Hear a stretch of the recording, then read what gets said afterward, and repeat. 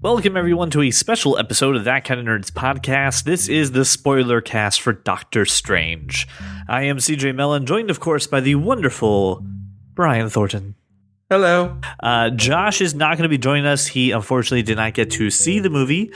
Plus, it's Laura's birthday, so we let him off the hook to go ahead and Happy birthday, Laura! To go around the town and have a night out. Before we get too far into Doctor Strange, I do have to make a copa on the last episode. I said Arrival looked meh, and I maybe wasn't going to see it. My wife and I, we went to the movies late on Friday night. This movie was spectacular. I am wrong. I am so very wrong. This movie is so good. If you like Doctor Strange, you will love Arrival. It's seriously a fantastic movie. Go see it. Okay, let's talk about Doctor Strange. I'm not sure what the two have to do with each other, but okay. They're very supernatural. Okay, sure. Whatever you say. So we thought we'd take the moment to talk about Doctor Strange. So obviously, if you haven't seen it, don't listen to this, because that would just be an unwise decision. And or also, a very wise decision. Run to a movie theater and go see it. And that. Yeah, that should be the number one thing. So I actually want to start off with just some first impressions. And how many times did you see this movie? Just once. Just the once? So far. Just once. Okay. Have you seen it more than No, once? I saw it one time as well. Okay. I plan on seeing it again because I want to see it in IMAX. See, I saw it in IMAX 3D, and it's one of the movies, and I like to, it's one of the movies I think you should see it in 3D. I can see that.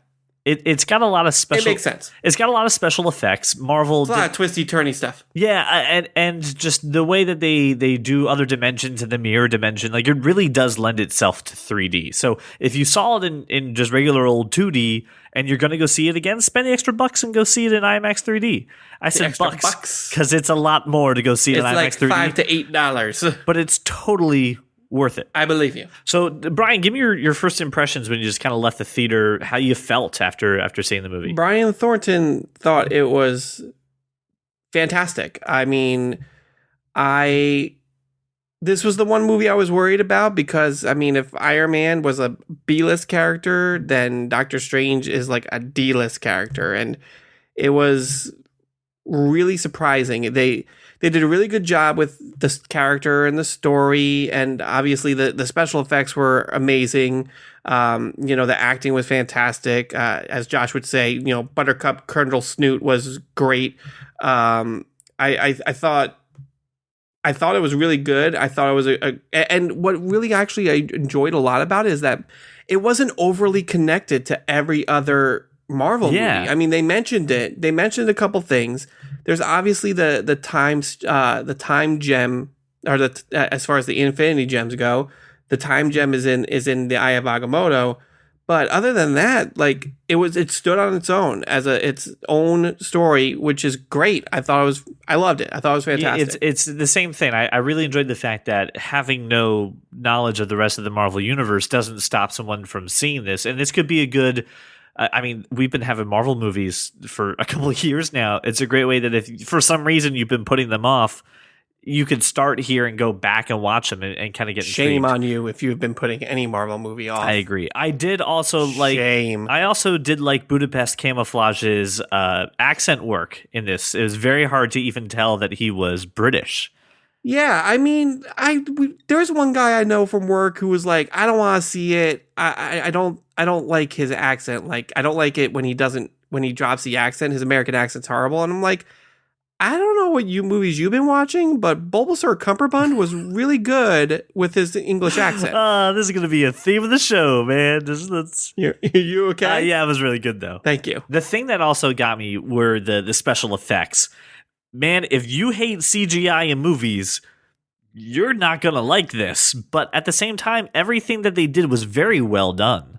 It wasn't like overly CGI. I mean, obviously you're dealing with mystical elements and other dimensions and like cities bending and stuff. And like, I don't know. I mean, there are certain movies you can see and you're like, all right, that looks totally ridiculous and kind of, fake. But that wasn't the issue with this movie. I thought it was really, really well done. Yeah. And like, the only word I can describe it is like kind of psychedelic at points. Exactly. Like, that kind of nerd does not condone any usage of any sort of drugs. But if you do, do not go see this movie while participating in them.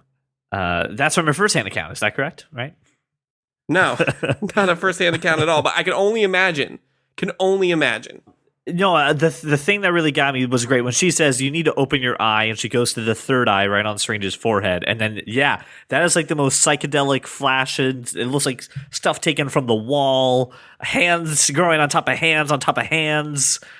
Yeah, like it looks like a really even trippier version of like a late Beatles music video for like I Am the Walrus or Yellow Submarine or something. Like it was really trippy, and I loved it. It was humorous. Like you laughed when stuff like that was happening, and just seeing him just go like, "Whoa, look, a butterfly!" and then fly across the screen again. You're like, "All right, I'm on board for this." Yeah, no, it was very well done. I mean, I just thought the story was, and the origin story was great. I mean, I hear a lot of complaints of, we're getting sick of these origin stories. I'm like, no, that's exactly what I expect out of this movie. Right. And you need to understand, where this character comes from, especially since he's going to show up in Thor, in Infinity War. You need that background. And I thought it was great. And I thought, as great a job as Beetlejuice Charizard did, his supporting cast was amazing. Can we talk about Rachel McAdams then real quick? Yeah, we can. I was going to start with Chiwetel Ejiofor, but go ahead. Go ahead, because you can say no. We'll go to him because you can pronounce his name and I can't. I'm pretty sure it's pronounced Chiwetel Ejiofor, which sounds like a made-up name for Benedict Cumberbatch.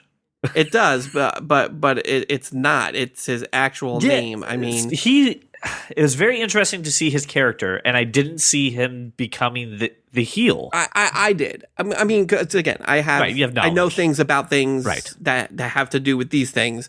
I know where he was eventually going to end up, but his character arc was really well done. Yeah.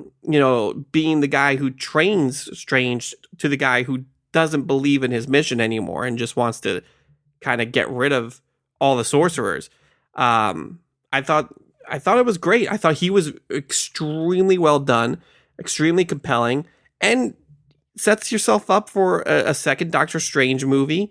I thought he was fantastic. I love the fact too that you see him go down this rabbit hole. Once he sees that the Ancient One does draw from the dark dimension, you just see how disenfranchised he is. That it's justifiable that at the end of the movie he's the villain. You're just like, okay, I believe this arc. Well, they did a really good job there of setting this guy up. Everything's very black and white for him. Everything's there's good and bad, and there's no room for interpretation. So between the betrayal he gets when you find out the Ancient One has to draw power from the dark dimension to do what she does, and then at the end where Strange decides he needs to mess with the time stream and kind of push those boundaries to save the world. He doesn't think that's right. And you see that like really good progression of everything I've believed is a lie, and we just need to get rid of this entire sorcerer magic. We can't be pushing these boundaries anymore. It's one of those guys that like he has a good point, but he takes it to the extreme. And I like the fact that at the end of the movie it's like Highlander or The Sorcerer's Apprentice with Nick Cage. It's all right. I will go absorb all the magic available in the world, and I'm gonna get all of this. I'm gonna collect all the magic, and I'm gonna be a powerful person because no one else should have it. Because we're all breaking the rules. So why don't I just be the strongest one who's able to do it? Yeah, and he feels like he's the only one who should be able to do it because he's the only one who knows what's right and wrong. Yep. He doesn't want to bend the rules. But as we all know, sometimes you have to bend the rules to, do something that's right for the greater good type of thing. I loved his character. I thought it was really well done. But you wanted to talk about Rachel McAdams. Rachel McAdams. At first, when I heard she was in this movie, and from what you see in the trailers, you're just like, oh, poor one-dimensional girl in this role. I feel so sorry for you. Throwaway love interest. Yeah, and then you're like, oh, no. Like, you actually have substance to you. Thank you, Marvel. And the fact that she consistently, came back to Strange and The moment though where he just destroys her, Oh, that was tough to watch. I'm just like tough. dude, what are you doing? Like, I was just like, I felt for her. I'm very mad at Johnny Cash Cankersore for doing that to her. I thought that was just mean. So let me ask you a question. There was one scene that started to feel a little weird, and maybe it's just because I wasn't able to buy into it. The part where he comes out during the surgery and he's like what's the word I'm looking for? The moment where he comes out in his astral form during the surgery and then, talks to her and kind of startles her. That surgery scene, I would be flipping the fuck out, and she's very, very calm. I didn't think she was very, very calm. She continued to do surgery by herself instead of... Well, she's a doctor. I mean, she's going to try to save him no matter what crazy shit's going on around her. Listen, if Meredith Grey can perform an operation on someone with a bomb in his chest, she can deal with astral Did you projection. really just throw Grey's Anatomy out here? No. Yes. Maybe. Shame to you. I watched that show when it was good. There's no shame in that. I stopped watching it when it stopped being good. Other than that, that was the only scene that I bumped on. But the rest of the performance was actually really good. I cared about her character. I wanted them to get back together. And then the fact that she's like, oh yeah, sure, there's a portal in the closet. Absolutely.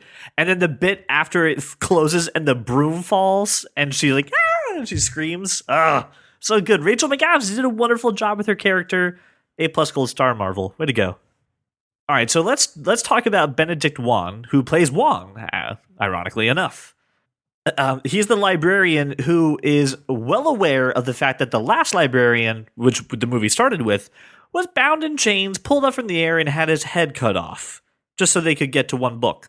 So the guy, took the job knowing that this is happening. He's gotta be kind of a badass, which is why he goes to defend the sept, or whatever the term they use. The Sanctum? The Sanctum, thank you, in Hong Kong. The guy's got to be a badass, but he just won't laugh unless, of course, you make the right joke at the weirdest time. But I like the fact he's like, oh, Wong, like Beyonce, and just nothing. just one name, like Beyonce, like Madonna. Yeah, I mean, he's got to be popular. Come on. I mean, that was good. It's some good injection of a little bit of humor. Which in a movie that really didn't lend itself to a whole lot of humor, he's the straight man, and I mean, every good kind of movie that kind of toes this line between comedy and seriousness needs that straight guy who just out of nowhere kind of chuckles at the weirdest joke. I mean, in Guardians of the Galaxy, it's Drax, it's Pepper in the Iron Man series, it's all of those people. So I thought he was fantastic. I mean, of course he was badass. I mean, he did a lot of really cool things, and I think he's going to be a huge role moving forward in Doctor Strange. I know he got signed on for the next Avengers Infinity War movie. I mean, really? It should be. Yeah, that's good. Yep, he's going to be in there. It should be very interesting to see what they do with him. There was a moment after all the Beyonce jokes where Juan is secretly listening to Beyonce's Single Ladies.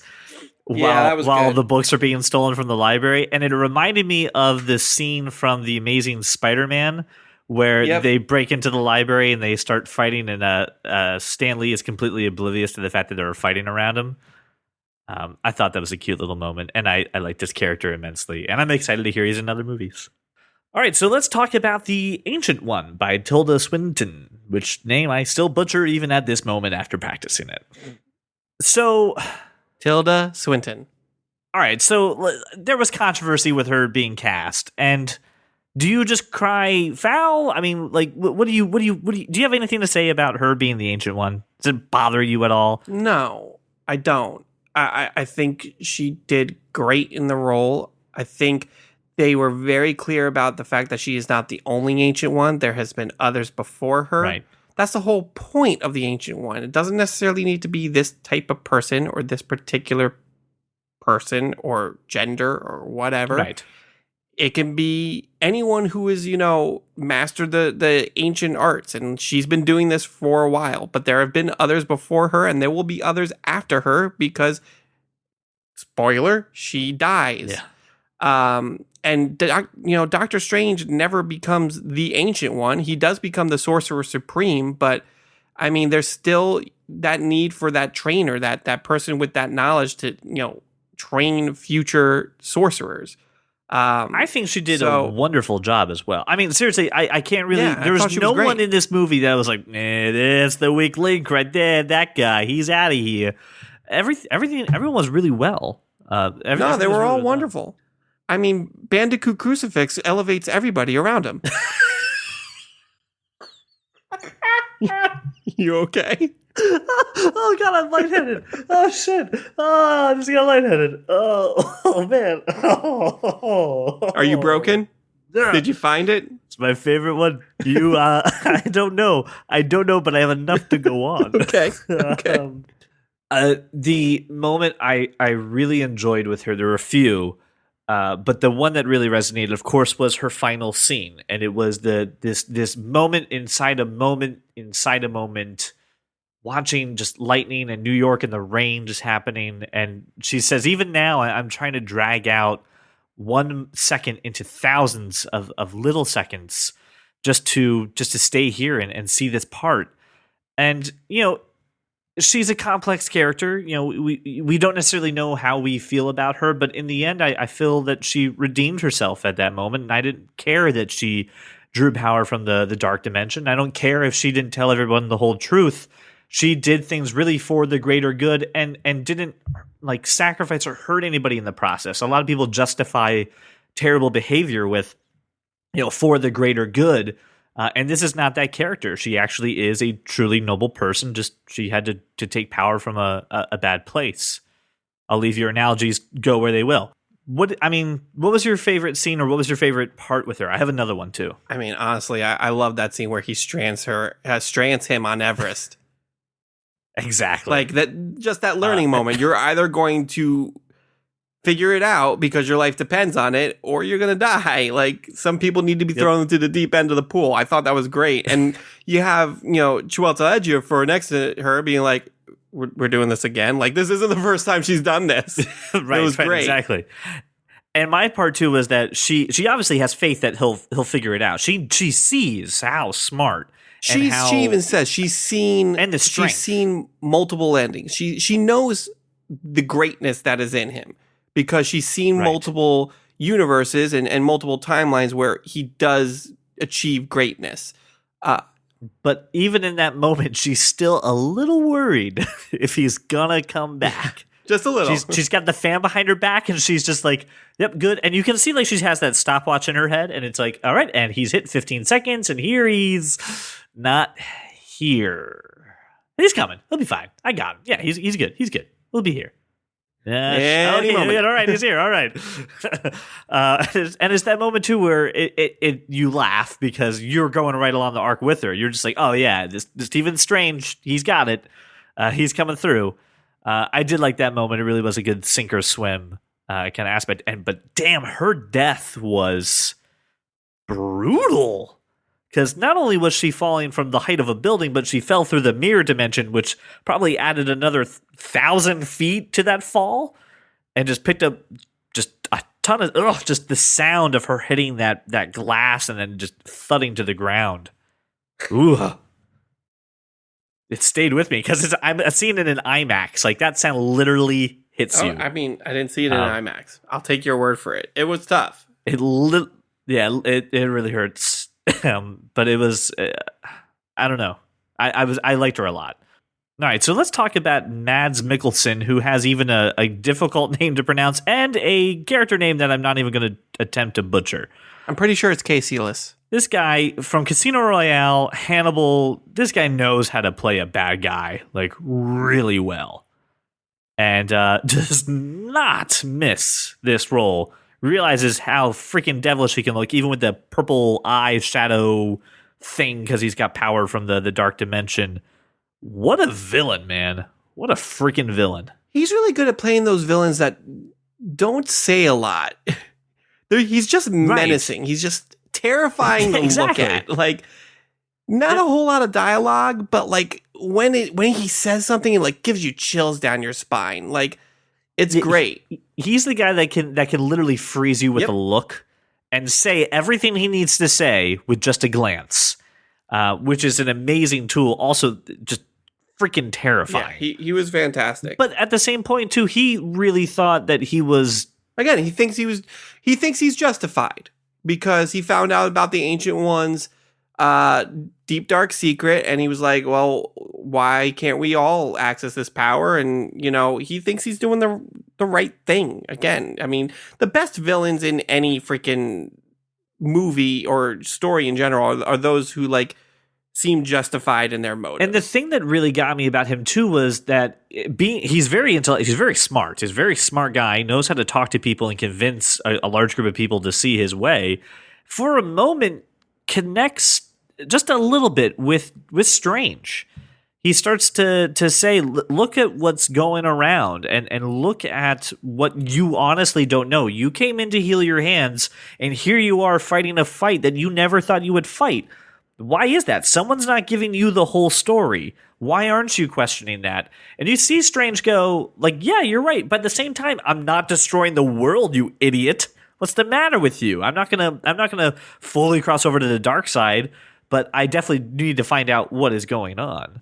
And the other part for him, too, is honestly, I really kind of hope this isn't the last we see of him. I kind of hope every villain we've seen in a Marvel movie comes back for Infinity War. Like, I just want to see, I want a big ass battle with a ton of people that you didn't think could still be, laying around, and Thanos is leading the charge. It's very possible considering what the Infinity Gems can do. Right, exactly.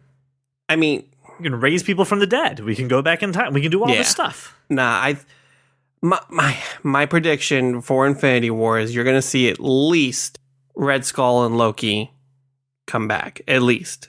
I don't know about Cassius, but definitely those two. Maybe no, I don't think any of the Iron Man villains will come back, but most certainly those two. Nah. Oh God, wouldn't it be great to see the Purple Man? Yeah. I mean, it's never going to happen, but wouldn't that be great? All right, I want to talk about one more character who, in my opinion, stole the show. The Cloak of Levitation? The Cloak of Levitation.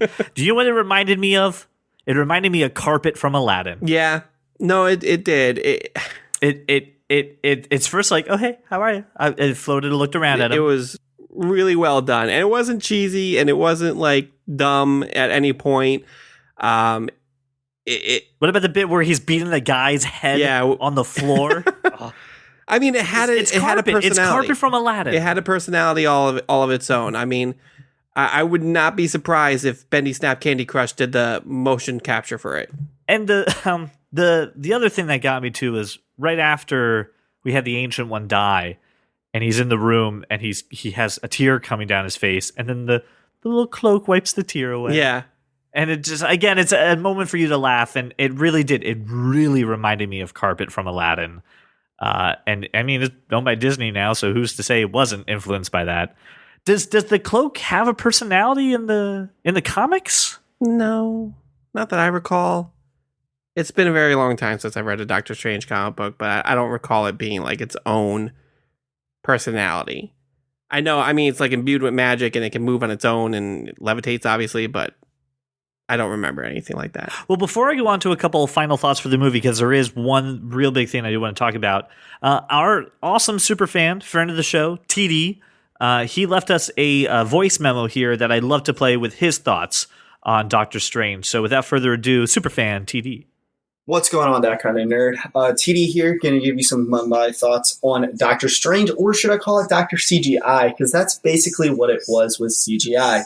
The CGI was really good. I really enjoyed that. The storyline was really good. I liked it from the beginning all the way up until the end. Way that they portrayed him at the beginning, which is some cocky asshole. He just wants to be the best, and that's all he wants to do is just be the best. And so he pushes everyone away, just like Rich McAdams. He pushes away to try to be the best. And that's just what he wants to do. When he actually goes to where he goes to train, quote unquote, it was really good to see that he was still trying to stick with his whole human roots, where he didn't want to believe, but then when they threw him into that situation to where he is in the snow, where he had to use his powers to get out, that's when we started to see him grow.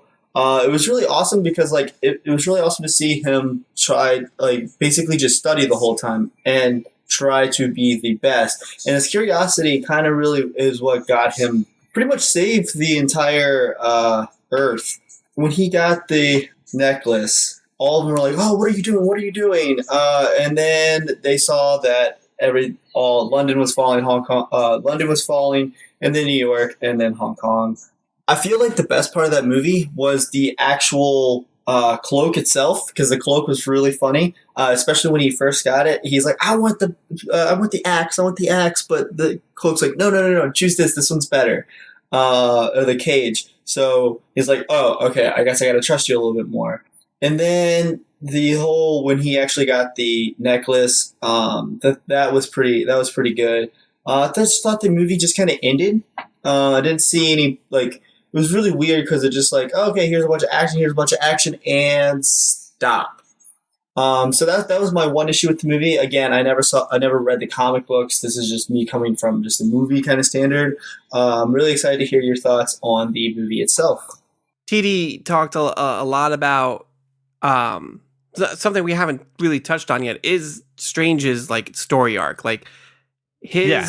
I want to touch on his progression is really great, and when he says, you know, he's going to train, but he's training for the wrong reasons. He's being selfish. He's sticking to his human roots. He just wants to heal his hands. That's all he's ever known. He was the best neurosurgeon ever, and now he's completely lost all of that. I mean, I thought they did such a good job with that entire story arc. And it didn't feel like it was just a regurgitation of Tony Stark. It was a little bit different. It wasn't like this freaking like ton of bricks hit him and he was just like, oh my gosh, I need to change my ways. Like, it was a very slow progression for him. I thought that was done extremely well, to the point where like he realizes, well, if I'm never going to be able to be a neurosurgeon again, I'm going to be the best at this. This is something I actually can do and can help people. You know, you eventually, you find out, like, deep down inside, Strange wants to help people. That's why he became the best neurosurgeon. That's why he is always constantly trying to be the best and elevate, you know, his standing. So if he can't do that, how else can he help people? And I thought it was great. Yes, the cloak was amazing. TD, I absolutely agree with you on that. And yeah, I mean, overall, I really enjoyed the movie. I do want to address the one complaint that you said is kind of how the movie it really did come to a grinding halt really quick. I think when you're introducing a villain like Dormammu, who is this all-powerful being from a completely different dimension, you can't have the giant fight scene that you have at the end of most of these Marvel movies, where it's the ultimate battle between good and evil. Like, Strange needs to figure out a way to defeat him, but he knows he can't beat him by pure force. He can't beat him by magic. He's not strong enough yet. So he outsmarts him. He makes a deal with him because that's all he can do right now. So, I mean, I enjoyed the ending. I thought it was a completely different way to end a movie like this. I could see where, you know, it was a little anticlimactic for some people, but I thought it was done really well. Yeah, for me, it was like, it was almost like the we live to fight another day moment. It's not a, victory, we won. It's just like, hey, listen, we lost some people along the way. We've become a little stronger. There's still a lot more to get ready for. The world is not safe yet. And we've just lived to fight the other day, and now we have to go on to that day. So I wasn't bothered so much by the end of the movie. I can see the complaint, but it at the time it didn't bother me. So there is one moment that I do want to talk about, something that I had while I was watching the movie, when they're going into the mirror dimension and they're having the big chase, and they're getting there before the Ancient One comes and makes a little like circular platform out of a Zelda game. Mortal Kombat arena was awesome. Yeah, pretty much. That scene boggles my mind. It's like an Escher painting after you've taken a whole bunch of acid. It is the inception of Inception with all the turning and bending and I'm sitting there going, how does someone think of that? B, how do you like draw or tell or explain somebody that outside of your own brain? And then 3, how the hell do you even like put that onto a movie? It honestly took me back, and this is a bold statement, and that's what I do. It took me back to the moment the first time I saw The Matrix, and you see bullet time, and you see some of those big film changing ideas. And I've never seen anything like this in a film besides Inception, but this was taking it to another level, completely higher level, just insane. Yeah, just to a smarter place, and just a place that also, I don't know how long that took. Like, I can't even imagine how many digital artists were working on that. It really was something that was so new, it blew my mind for a minute. It was like the first trip through the third eye. I was just taken aback and let the movie magic happen. I didn't even ask questions until after it was done. I was like, how'd they do that? I need to know how they do that. I want to see a feature where they explain that scene because it's insane. Yeah. It really did. It reminded me of the first time I saw The Matrix. It really was. And it was so intricate and detailed. Like, it wasn't like they just copy pasted like pieces of the city. Like, when you actually like paid attention, you saw like different street signs in New York. You saw different landmarks and like, just things that like, who the hell has time to do that? Exactly. It was insane. I was probably hands down my favorite moment in the movie was that scene. Yeah, it was so good that I couldn't ask. I wasn't continuity guy. I wasn't thinking about anything else but, holy crap, how are they doing this? And please, for the love of God, let Strange catch him. I was just so wrapped up in that moment. I absolutely thought it was fantastic. Best scene in a movie I've seen in a very long time for that. At the end of the credits, by the way, again, if you haven't seen the movie and you listen to all this, I'm so sorry that you did that. But there's the 2 after scene credits, and obviously one of them is attached to Doctor Strange and the continuation of his story, but the other one is now tying him into the MCU, and that is Thor's never-ending beer mug, and the fact that Strange has kept an eye on some other dimensional beings. Brian, what role do you think Strange is playing in the next Thor movie? I think he's going to show up briefly. I don't think he's going to be a major part, but from what I can gather from that scene. So at the end of Thor: The Dark World, we know Odin's missing. Loki is parading himself around as Odin. And I'm assuming probably somewhere in the middle of that movie, we find out, Loki's been doing this, and now Thor's trying to find Odin. Right. I'm assuming he is going to enlist Strange's help in that. There's already been some scenes of Thor like holding a business card that says, Dr. Stephen Strange on it, has the address for the New York sanctum on there, which I'm assuming is where that scene happens. I don't think he's going to play a large part. I think it's going to be very much like, well, let me whip up some spell and, you might be able to find him here. Like, please don't burn down New York. Otherwise I'll have to come for you. And then kind of be on your way. I mean, I don't think it's going to be too much of the movie, but I thought it was really nice that being as this movie was pretty separate for the most part, this really ties him into the rest of the Marvel universe and obviously the future of Avengers Infinity War with the Eye of Agamotto having the Time Stone in it. I'm assuming sometime in between. Maybe the post-credit scenes of Thor will be Thanos taking that gem out of the eye. I don't know. We'll see. Yeah, and I mean, because that's the next question is, Thanos at some point has to end up with all of them, all the stones. Yeah. Which, by the way, I love the fact that Juan outright called it an Infinity Stone. Yeah. Like, that was like, yay, we have a character who actually has this knowledge. Well, I mean, even Thor knows about the Infinity Stones. In Avengers Age of Ultron, he calls them Infinity Stones. And the Collector in Guardians of the Galaxy refers to them as an Infinity Stone. So we know where 5 of the 6 stones are. So like I said, the Space Gem, the Space Stone, the Tesseract, S.H.I.E.L.D. has that. The Mind Gem is in Vision's forehead. The Reality Gem, which was the Aether in Thor: The Dark World, the Collector has. The Power Gem, which was in Guardians of the Galaxy, the Nova Corps has. The Time Gem is obviously in the Eye of Agamotto, and we're just missing the Soul Stone, which probably will show up in Thor: Ragnarok. Yeah, we'll have to show up there.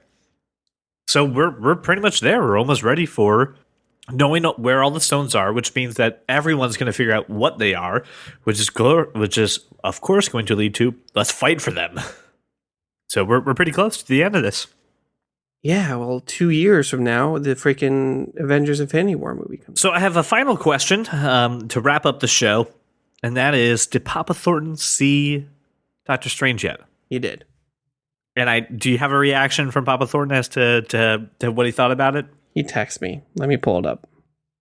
All right, so before he was going to go see it, I told him to let me know how he liked it. He said, just bear in mind, I'm not a big fan of Benedict Cumberbatch. But then afterwards, he said it was excellent. And that's the only reaction I got out of him. So Papa Thornton / Dad, you should really call in or send me another longer text message with more details besides excellent. He's very excited for a Doctor Strange sequel. He's very excited to see him in the Thor movie. So I'm assuming he highly enjoyed it. I know he has been a fan of Doctor Strange. I think he was on board from the get-go. Yeah, this is, and we talked about your dad and everyone who got into comics very early, just flabbergasted that we got Doctor Strange on a mainstream movie that doesn't suck, because there wasn't. Okay, Doctor I was about Strange. to correct you. There was a terrible TV movie in the late 80s, early 90s. Terrible TV movie, but we got one that doesn't suck. But the fact that, like, even after that, people want to see that, and that, you know, Benedict Cumberbatch would sign on to do that role, just amazing. I'm again, this movie was really good.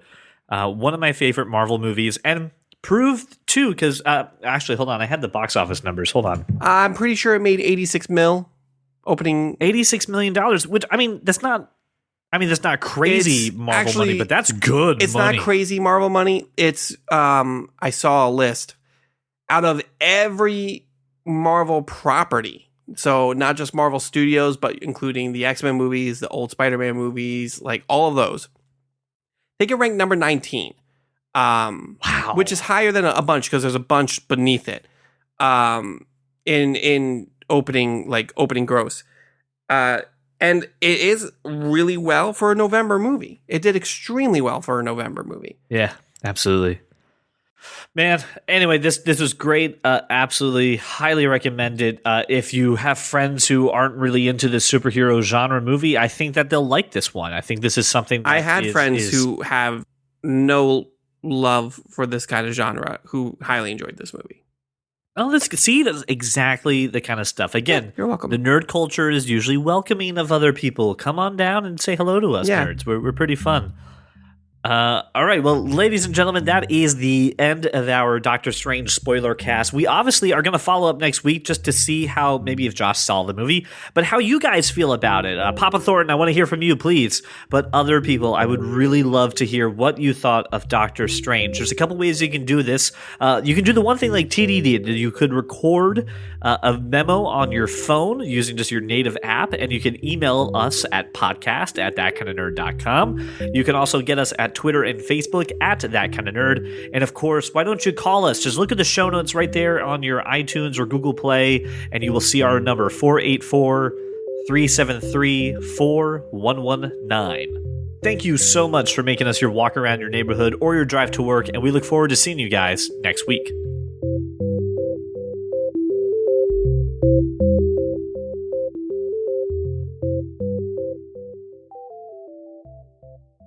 It's the ultimate battle between good and evil. Like, I know things about things that have to do with these things.